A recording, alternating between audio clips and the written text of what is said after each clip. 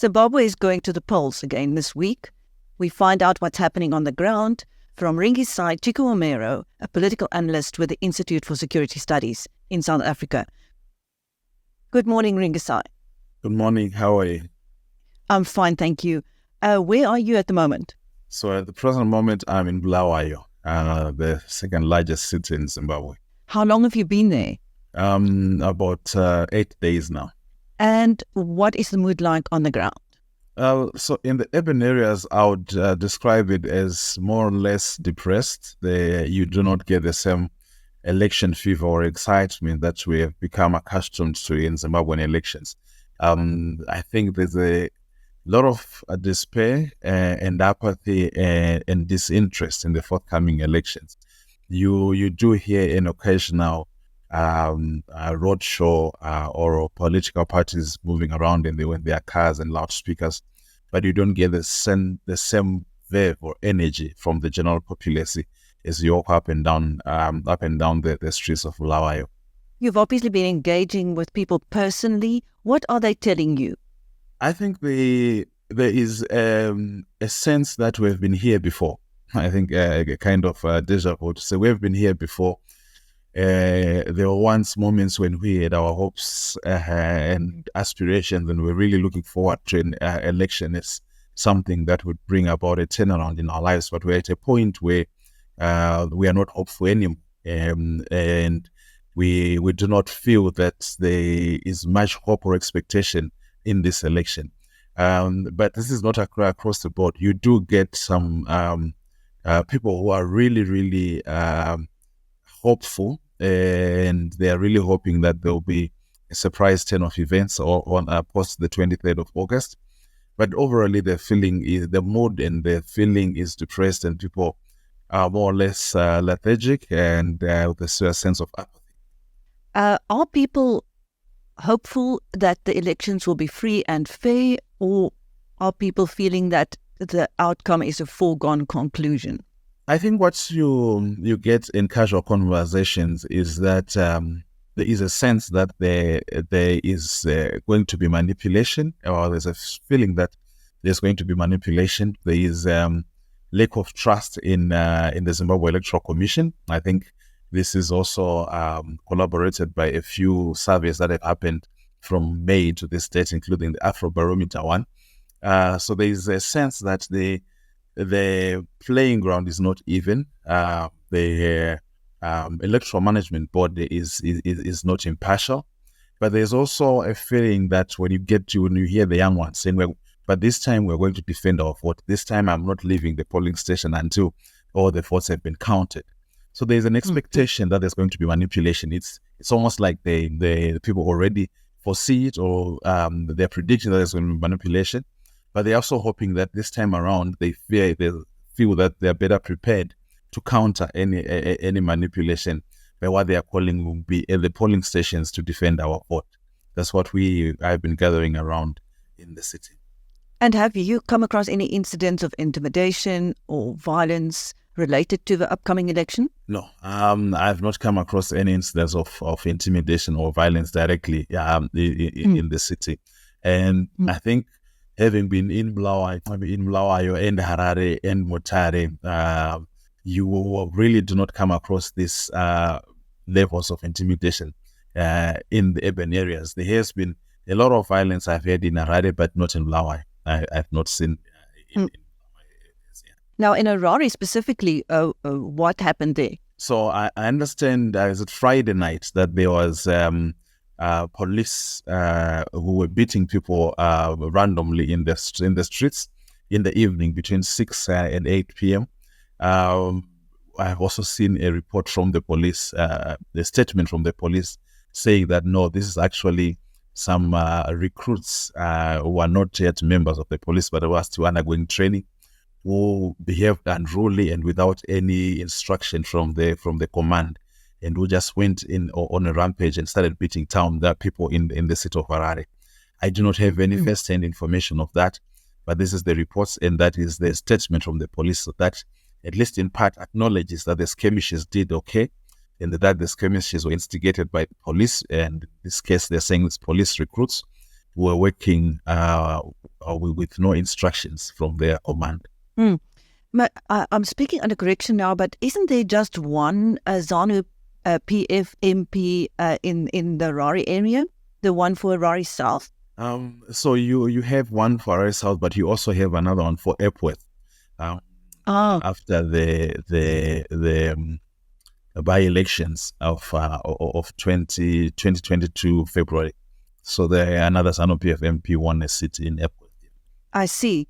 But it's not a big, Zanu-PF doesn't have a lot of support in that area. Is that correct? In terms of history and trends, yes. Harare and all the urban centers have been really the backbone in the strongholds of the opposition.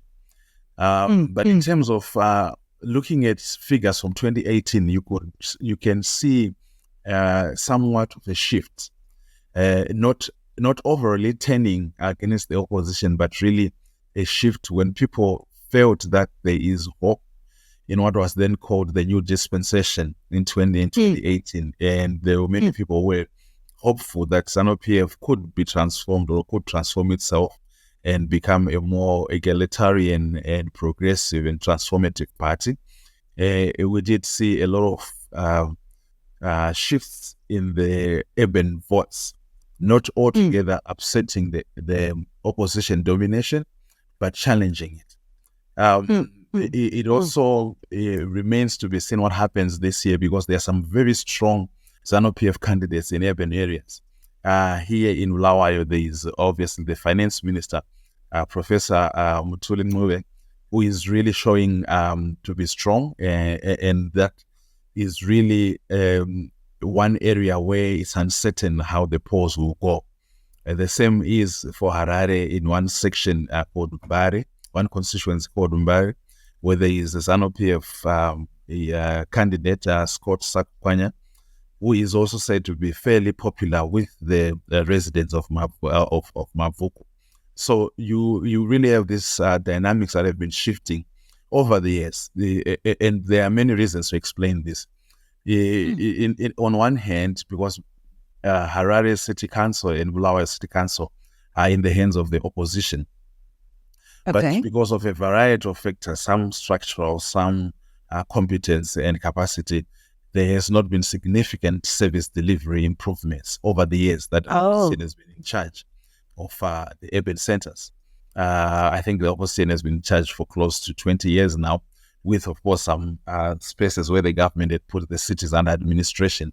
But the citizens in those areas have not really seen significant improvement in service delivery, in the conditions of roads, in facilities and infrastructure around the city. So there's also a bit of disappointment. Yes, disappointment from how the opposition has performed over the years. And this can really be seen in how the strong Zanu-PF candidates who are in the urban areas are really building and mobilizing and organizing citizens around them for a vote. Now, what are the reasons behind the opposition's failure to properly deliver services? Okay, so there are a number of reasons, and some of it are quite structural. The first thing is, before when the opposition started in 1999 and it swept into many of the urban cities, winning more urban councils and municipalities, the government, or the ruling party rather, changed the provisions of the Local Councils Act and removed the executive mayor. So what we have now are ceremonial mayor. So in essence, the mayor really has no powers in the case where they are ceremonial and they are not executive. And then these powers were transferred to the central government, to the Ministry of Local Government, which is under Zanu-PF.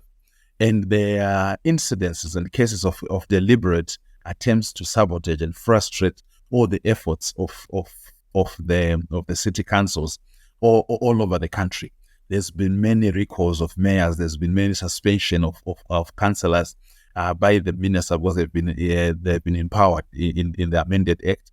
There's been many. All the budgetary has to be approved by the minister, And all efforts have been done by the central ministry to frustrate the work and the efforts of the local councils. So that's on one side.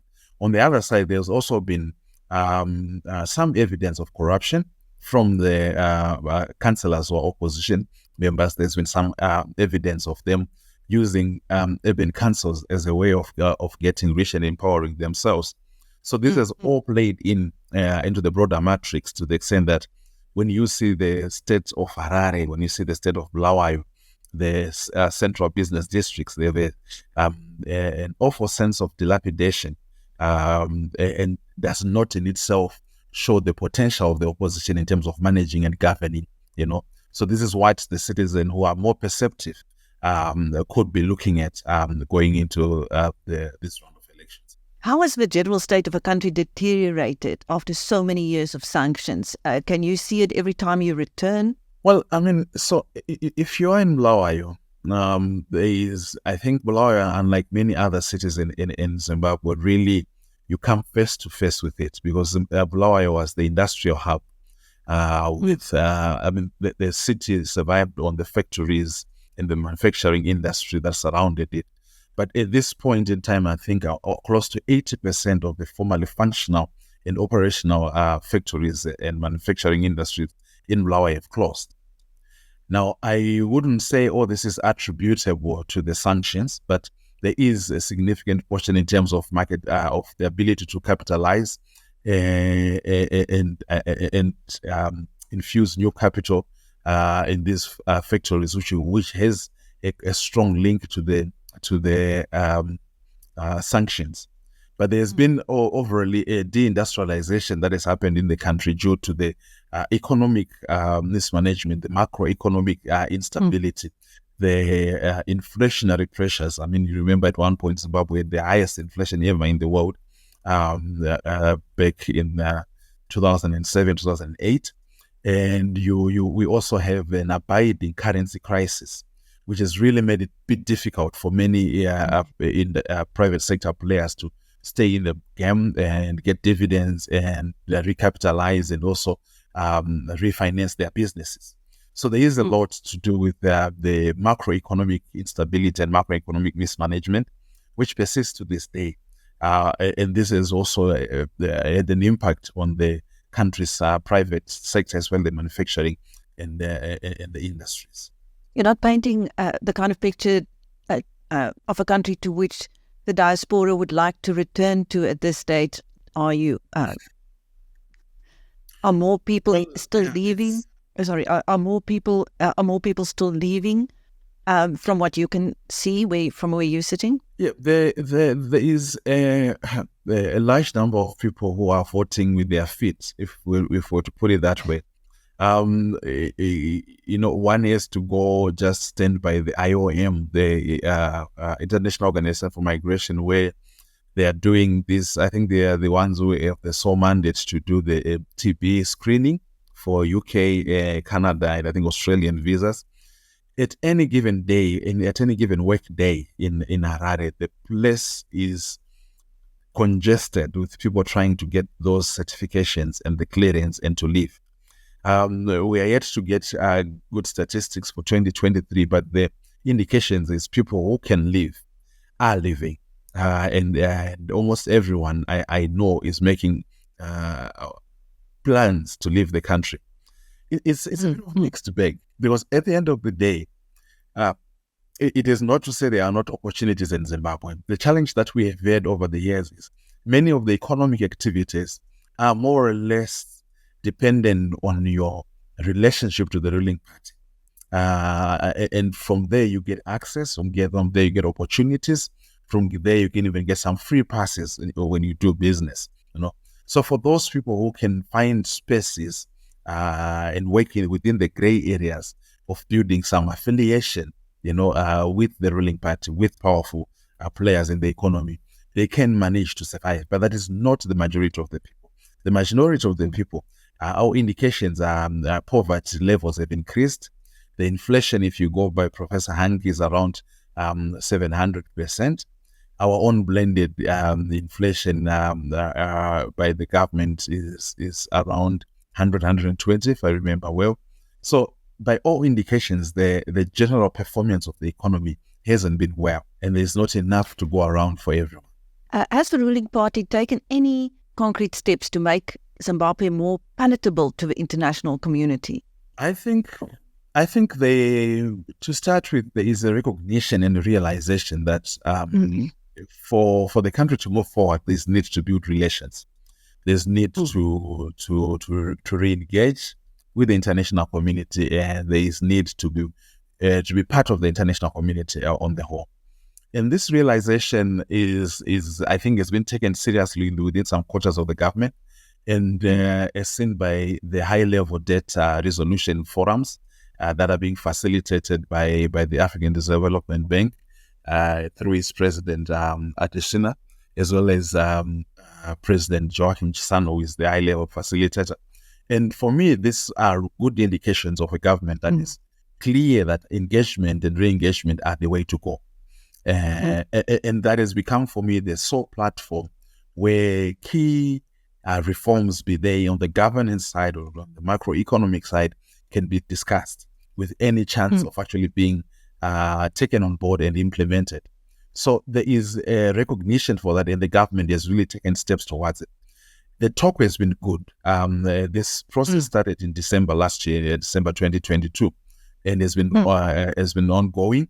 And the talk has been good. The narrative that the government has been putting is about commitment, is about really biting the bullet and making the hard decisions that needs to be made.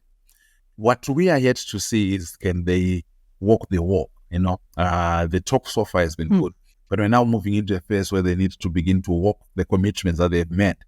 And this is where I think we are going to see to what extent there is genuine commitment for reform and transformation.